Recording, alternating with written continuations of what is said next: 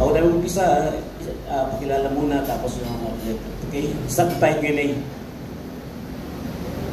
Kay Atty. Pati po, magandang mga Jimmy Mendoza from DZAR Sunshine Radio. Ang nag-iisang nagsasabi ng katotohanan na balita. Di naman, ano naman? Atty., kakabilang ako ng konti. Iwan ko muna si Cassandra. Nabanggit niyo po kanina yung pagpasyal niyo sa KOGC compound. Ano ba yung mga nakita niyo? Kasi sa akin paniniwala, dun sa ginanap na sinikiring sa Davao, parang walang mangyayari. At medyo nagkabiyado ang mga KOGC member dito, unang-una, at yung ginawang tani at paghuhukay ng mga minerong miyembro ng PNP ay na-discover na.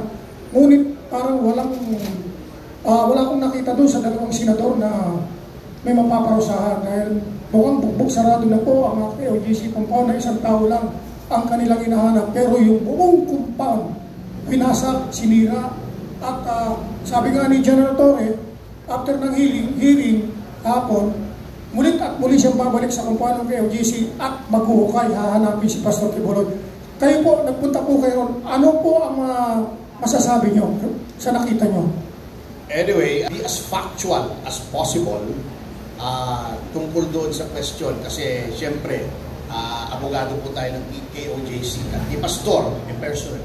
Okay, number one, in fairness to the senators who arrived, hindi naman po talaga may papaparusahan dito sapagkat hindi naman po talagang trabaho ng Senado ang magparusa. Fact-finding in connection with the with any proposed legislation. Siguro after this, magpo-propose sila ng rules na mas mahigpit ang guidelines sa service ng search warrant. Hindi pwede maghukay, hindi pwede mag-violate ng property rights. Ngayon, may singit ko na yung sa CA na in-invalidate yung TPO. Even without that TPO, it goes without saying that when you conduct a warrant of arrest, when you serve a warrant of arrest, private and personal liberties should not be violated. Ang nagbibigay po niyan ay hindi any TPO from any court, but ang konstitusyon. Diba? Private property shall not be taken for public use without just compensation. No person shall be deprived of life, liberty, and property without due process of law. So, yun po ang nangyayari sa KOJC. Hindi po nila pwedeng sabihin hindi na ba-violate ang private rights dahil nagpapapasok ng tao sapagkat I tried going to the most sacred place of the kingdom, yung katedral. Hindi po kami pinapasok ni Atty. K. Laurente. To that extent, private property rights are violated. To that extent, freedom of religion is violated because they cannot use that sacred place of worship, sacred for them.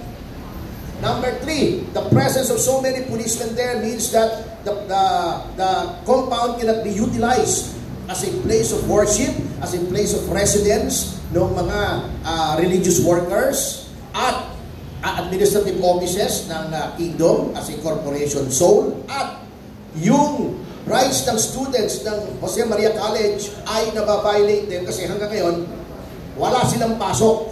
So that in itself is a violation of private rights proscribed by the Constitution. Hindi lang ng TPO. The TPO only accentuates it.